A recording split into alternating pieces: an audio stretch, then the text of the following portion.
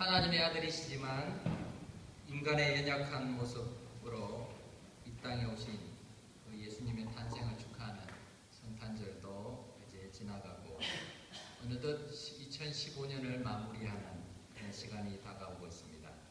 어릴 때는 왜 이렇게 시간이 빨리 안 갔나라는 생각을 많이 했어요. 빨리 컸으면 좋겠다. 빨리 어른이 되면 좋겠다. 나이 하나 더 먹는 것이 참 기쁘고 한 살 많은 것이 자랑이었습니다.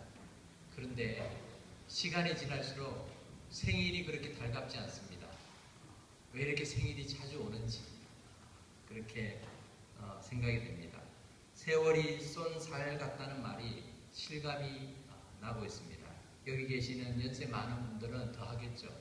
쏜 살이 아니라 쏜 총알처럼 빠른 세상을 우리가 지금 살고 있는 것 같습니다. 이처럼 너무나 빠르게 지나는 우리의 인생이기 때문에 하루하루가 그만큼 소중하다라는 것을 인식하지 않을 수가 없습니다. 이 시간에는 지난 2015년 한 해를 돌아보고 또 다가오는 2016년을 준비하는 마음으로 과연 우리 인생의 소망과 목적을 어디에 두고 살아야 할 것인지 성경 말씀을 통해서 함께 생각하며 은혜를 나누고자 합니다. 성탄절이 되면 가장 많이 인용되는 성경 구절 중에 하나가 바로 누가복음 2장 14절입니다. 우리 누가복음 2장 14절은 여러분 다 아시죠? 우리 같이 한번 공독해 볼까요? 시작. 지극히 높은 곳에서는 하나님께 영광이요 땅에서는 기뻐하심을 입은 사람들 중에 평화로다 하니라. 예수님께서 이처럼 세상에 탄생하시는 그 밤에 하늘에서는 천군 천사의 합창을 통해서 하나님의 백성들에게 평화가 선포된 것을 볼 수가 있습니다.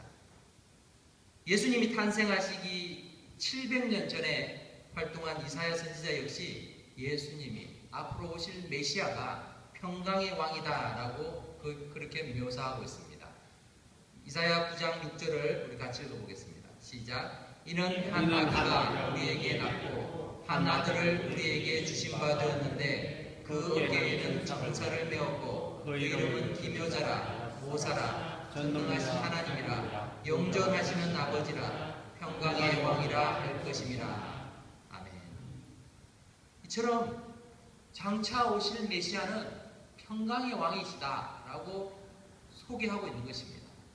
하지만 정작 예수님께서는 이 땅에 오셔서 무엇을 말씀하고 계시는가 하면 오늘 본문 말씀에서 당신께서 이 땅에 오신 것은 화평을 주러 온 것이 아니라 검을 주러 왔다라고 말씀하고 있습니다.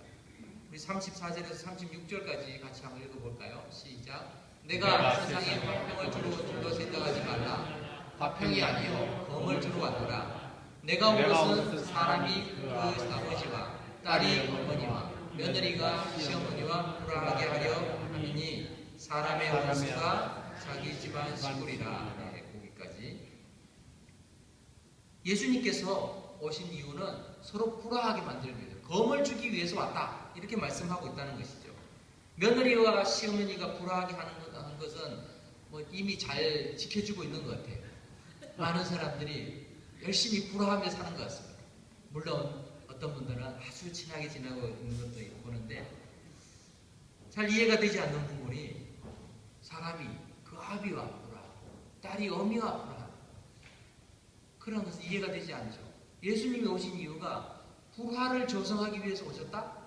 그러면 어떻게 평강의 왕이라고 말할 수 있을까? 이런 생각이 듭니다. 예수님 때문에 가까운 가족과도 서로 불화하게 될 것이다 라는 것이 예수님의 말씀입니다. 그렇다면 어떻게 예수님이 평강의 왕이시고 그의 택하신 백성들에게 평화를 가져다 줄 수 있다는 것일까요? 이것은 예수님을 구주로 믿는 사람들에게는 대단히 중요한 질문입니다. 왜냐하면 우리는 예수님께서 어떤 분으로 이 땅에 오셨는지 그리고 그분의 제자들인 우리가 어떻게 살아가기를 원하시는지를 바르게 이해해야 인생의 올바른 목표와 비전을 가지고 살아갈 수 있기 때문입니다. 그래서 우리가 기억해야 할 것은 오늘 말씀에서 예수님께서는 평화를 위해서 이 땅에 오셨다는 것을 먼저 기억을 하셔야 됩니다. 누가복음 2장 14절의 말씀과 같이 예수님의 탄생은 땅에 있는 하나님의 기뻐하시는 사람들에게 평화가 되는 소식이었습니다. 많은 사람들이 메시아, 즉 구세주를 기다려왔습니다. 드디어 그 기다리던 상황 속에서 예수님이 탄생하셨습니다. 누가복음 2장 25절에 나오는 시므온이라는 나이 많은 노인은 아기 예수님을 뵙고는 그의 인생을 드디어 평안 가운데서 마칠 수 있게 되었다 고백하고 있습니다. 이 땅에 평화를 선포하신 그 예수님의 탄생이 정작 예수님의 입에서는 어째서 다른 말씀으로 선포되고 있을까요? 그것은 앞서 제기했던 문제에 관한 답, 즉 이 땅에 화평을 주는 대신 검을 주러 오신 예수님께서 어떻게 평화의 왕이신지에 대한 답을 알기 위해서는 우리가 하나님과 우리와의 관계를 먼저 생각해 보아야 된다는 것입니다. 평화라는 것은 사람들과 사람들 사이에서 평화를 말하기 전에 하나님과 우리와의 관계 속에서의 평화입니다. 에베소서 2장 14절에서는 예수 그리스도를 가리키면서 그는 우리의 화평이신지라 둘로 하나를 만드사 중간에 막힌 담을 허셨다라고 말씀하고 있습니다. 예수님께서 이 땅에 오신 것은 죄로 말미암아 거룩하신 하나님과의 그 단절되었던 우리와의 관계를 회복시키시고 하나님과 우리로 하여금 다시금 화평의 관계를 이루시기 위해서였습니다. 그래서 예수님의 탄생은 이 땅에 사는 주의 백성들에게 평화의 소식인 것입니다. 우리가 볼 수 없고 만날 수 없고 교제할 수 없었던 그 하나님, 거룩하신 하나님과 화목하게 되신 그런 사건이기 때문에 그렇습니다. 이 지상 최대의 평화의 소식은 바로 하나님과 우리가 화목하게 되었다는 것입니다. 그것도 우리의 노력이 아니라 그리스도의 탄생과 그리스도의 사역과 그리스도의 죽으심을 통해서 그 평화의 소식을 이루셨습니다.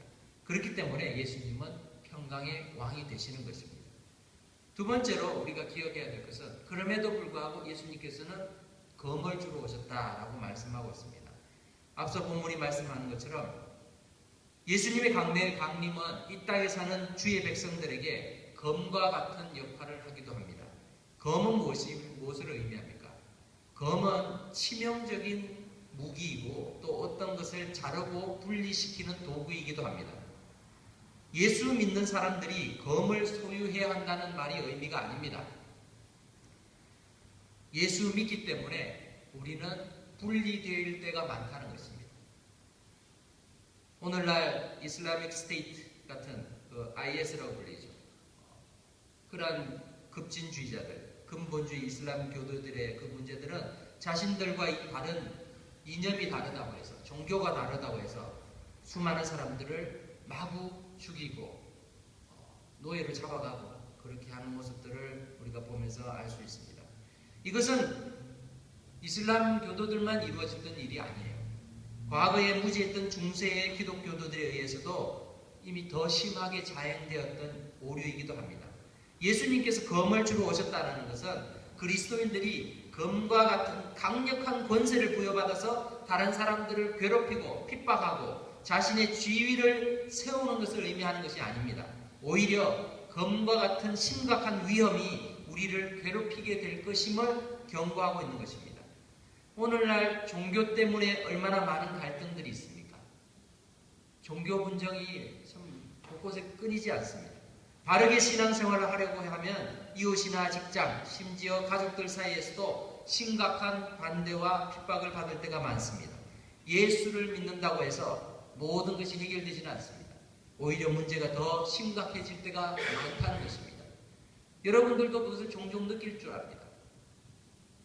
아프리카 지역에서는 불악간의 종교나 이념의 문제 때문에 정말 한 민족이, 한 종족이 말살되는 경우도 있습니다. 그렇게 심각하게 싸우고 전쟁을 벌이고 있습니다. 우리는 그러한 상황은 아니지만 여전히 우리가 가진 신앙과 신념 때문에 고통을 당하거나 불이익을 당할 때도 많습니다. 예수를 믿는다는 것이 여러분에게 있어서는 얼마나 큰 손해를 불러일으키고 있습니까? 이처럼 인간관계의 제약이나 행동의 제한, 불화 등을 예수 믿는 믿음 때문에 우리가 가지게 되게 된다는 것입니다. 마치 칼이 한 커다란 덩어리를 두 동강 내버리듯이 예수님을 믿는 그 믿음 때문에 우리와 다른 사람들과의 그 관계가 달라질 수 있음을 예수님은 말씀하고 있는 것입니다. 하나님과의 바른 관계를 유지하면서 우리의 마음속에서는 그래도 나는 세상 속에서도 세상의 방식도 잘 지켜가면서 그렇게 살고 싶다. 그런 마음들이 들 것입니다. 하지만 그것은 불가능합니다. 하나님의 방식이, 하나님의 법이 세상의 법과 상충되지 않을 때는 그렇게 할 수 있지만 대부분 충돌될 때가 많다는 것입니다. 그럴 때 우리는 하나를 포기해야 합니다. 둘 사이에 끼어서 고민하면서 살 수는 없다는 것입니다. 머뭇머뭇거리면서 주저할 때가 많이 있죠. 이러한 일은 비단 오늘의 신앙생활을 하는 성도들에게만 일어난 일이 아닙니다. 이미 수백 년 전, 수천 년 전 엘리야 선지자가 외친 그런 목소리에서도 우리는 들을 수 있습니다. 열왕기상 18장 21절에서는 엘리야가 이렇게 말합니다. 엘리야가 모든 백성에게 가까이 나아가 이르되 너희가 어느 때까지 두 사이에서 머뭇머뭇하려느냐. 여호와가 만일 하나님이면 그를 쫓고 바알이 만일 하나님이면 그를 쫓을지니라 하니 백성이 한 말도 대잡지 아니하는지라. 그 당시에 이스라엘 사람들은 왕과 왕비가 지지한 바알과 아세라 신을 섬겼습니다. 하나님을 섬기던 이스라엘 민족이 하나님 대신에 이 가나안 땅을 오랫동안 다스려 왔다라고 믿었던 그 바알과 아세라 신을 믿는 일에 그들이 더 열심을 내었다는 것입니다. 그래서 엘리야 선지자는 이렇게 말한 것이죠. 너희가 두 사이에서 머뭇머뭇거리고 있지 않느냐. 그래서 되겠느냐. 하나를 택해라. 하나님이냐, 여호와 하나님이시냐, 아니면 바알이냐. 둘 중에 하나를 택해라. 어떻게 사업할 때는 이렇게 물질의 우상을 섬기고 교회에 와서는 하나님을 섬기고 그렇게 할 수 있겠느냐. 농사를 짓는다고 해서 비를 내려주는 신이 바알이라고 믿고 그렇게 농경의 신, 풍요의 신, 다산의 신이라고 바알을 예배할 수 있느냐. 너희가 이 하나님을 믿든 여호와 하나님만을 믿든 그런 민족인데 어찌 그럴 수가 있느냐. 그렇게 이스라엘 백성들에게 촉구를 하죠. 그러면서 바알 선지자, 아세라 선지자 850명과 850대 1로 대결을 해서 하나님께서 살아계신 그런 여호와 하나님께서 이스라엘 민족의 참신이심을 보여줬습니다. 이 원숭이를 잡는 방법이 아주 쉽다고 합니다. 이 날아다니는 이 원숭이, 나무 위를 날아다니는 원숭이를 어떻게 잡습니까? 그런데 원숭이를 잡는 방법이 인도나 아프리카나 아마존이나 대동소이합니다. 그 방법은 조그만 구멍을 내놓고 손 하나 들어갈 구멍을 내놓고 거기다가 바나나나 원숭이가 좋아하는 그런 이 물건들을 그 안에다 넣어놓으면은 그것을 보고 원숭이가 와서 그것을 짚는다. 구멍에다 손을 넣고 짚는데 바나나를 잡든지 뭘 잡든지 하는데 그 안에 있는 자기가 좋아하는 먹이를 잡으면 이 원숭이는 놓질 않아요. 그것을 자기가 가지기 위해서 놓질 않습니다. 그러다 보니까 손이 빠지질 않죠. 그때 사냥꾼이 와서 원숭이를 그냥 쉽게 잡아서 가는 거예요. 사냥꾼이 옆에 뒤에서 오는 걸 보면서도 소리를 빽빽 지르면서도 그 손을 놓지 않아요. 그게 원숭이입니다. 우리는 그 원숭이를 보면서 참 미련하구나 라고 얘기하지만 인생을 살아가는 많은 사람들이 세상 속에서 원숭이처럼 그렇게 살아간다는 거예요. 세상의 것이 좋아 보이고 이것이 내게서 참 좋은 것 같으니까 그것을 놓지는 않습니다. 그러면서 하나님을 봐야 되는데, 하나님을 믿어야 되는데, 하나님을 더 의지해야 되는데 머리로는 생각하는데 내 손은 여전히 움켜쥐고 있다는 것이죠. 사랑하는 성도 여러분, 우리는 예수 그리스도께서 이 땅에 오셔서 우리를 위해서 십자가 지시고 죽으심으로 하나님의 앞에서 모든 죄가 사해지고 하나님의 자녀가 된 사람들입니다. 우리의 시민권은 하늘에 있다라고 사도 바울이 말씀하고 있습니다. 성경은 우리에게 그것을 알려주고 있습니다. 그렇다면 우리가 천국 시민권자답게 살아야 되겠죠. 세상에 있다고 해서 내가 세상 속에서 열심히 맞춰가는데 애쓸 필요가 없어요. 하나님 나라에 합당한 모습으로 살아가면 된다는 것입니다. 천국 시민권자답게 살기 위해서는 이 땅에서 불편할 때도 많고 억울할 때도 많습니다. 그래도 그것 때문에 내가 하늘의 권리를 포기할 수는 없다는 것입니다. 하나님의 나라의 시민권을 포기하고 이 땅의 것을 추구할 때 우리는 정말 구멍 속에 손을 집어넣고 바나나 하나 얻기 위해서 자기 생명을 담보로 삼는 그런 어리석은 원숭이처럼 그렇게 될 것입니다. 사탄은 부활 승천하신 예수님께서 다시 오실 때까지 끊임없이 최후의 몸부림을 치고 있습니다. 그러한 세상을 우리는 살아갑니다. 하지만 우리가 기억해야 될 것은 예수님께서는 죄와 사망의 권세를 다 이기셨고 온 세상을 다스리시는 왕이시라는 것입니다. 이 사실을 우리가 믿고 의지한다면 현실에서의 어려움들을 우리가 이겨낼 수 있습니다. 십자가에서 죽으심을 통해 모든 죄의 값을 치르신 예수님의 그 구원 사역으로 인해서 사탄의 머리는 짓밟혔습니다. 처절하게 세상 속에서 발악하는 그 마귀의 기세에 눌려가지고 정작 온 세상을 다스리고 계시는 그 예수님의 권세는 우리가 바라보지 못하고 마귀의 권세에 두려워 떨고 있어서는 안 된다는 것이죠. 예수님의 능력과 인정하심을 우리가 기대하면서 살아야 됩니다. 그러할 때에 우리는 바른 선택을 할 수 있습니다. 예수님께서는 우리에게 가장 심각한 문제였던 하나님과의 단절, 그 관계를 회복시켜 주셨습니다. 예수님의 보혈로 회복시켜 주시고 이 땅에서 믿음을 지키며 살아가는 하나님의 백성들을 지켜주시고 능히 이길 수 있는 힘을 주시겠다 약속하셨습니다. 그렇기 때문에 베드로 사도는 너희 염려를 다 주께 맡겨버리라. 이는 그가 너희를 권고하심이니라. 우리에게 권면하고 있는 것입니다. 그렇기 때문에 우리가 살아가면서 많은 근심들, 걱정들, 그 염려 때문에 우리의 마음이 상하지 않기를 바랍니다. 하나님을 바라볼 수 있기를 바랍니다. 어려우고 문제가 생길 때마다 그 문제 속에만 파묻혀 있으면 헤어나지를 못합니다. 하지만 하나님을 바라볼 때 우리는 쓸데없는 염려를 하지 않게 된다는 것이죠. 많은 사람들이 일어나지 않을 일에 대해서도 미리 염려를 합니다. 그런 분들이 많이 있죠. 그러나 하나님께서 우리를 지켜주신다라는 것을 기억하시면 우리가 그 염려들을 많이 주님께 맡길 수 있을 것을 줄 믿습니다. 이 땅에서 그리스도인들은 예수님께서 이미 이겨놓으신 경기를 하고 있는 것입니다. 여러분, 경기를 치르는 것은 쉬운 일이 아닙니다. 축구 경기를 하면은 전반 45분, 후반 45분 운동선수들이 열심히 뛰어죠.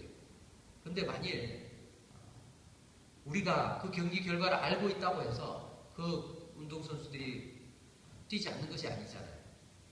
어떤 국제 경기를 대한민국과 일본이 경기를 한다. 많은 한국 사람들이 보겠죠. 그 경기의 결과를 우리가 알고 재방송을 보고 있다고 한다면 보고 있는 그 화면 속에 이 운동선수들은 끝까지 열심히 뛰고 있어요. 끝까지. 우리는 다 경기의 그 결과를 알고 있지만 경기의 결과를 알고 있다고 해서 그 선수들이 대충 뛰는 건 아니지 않습니까?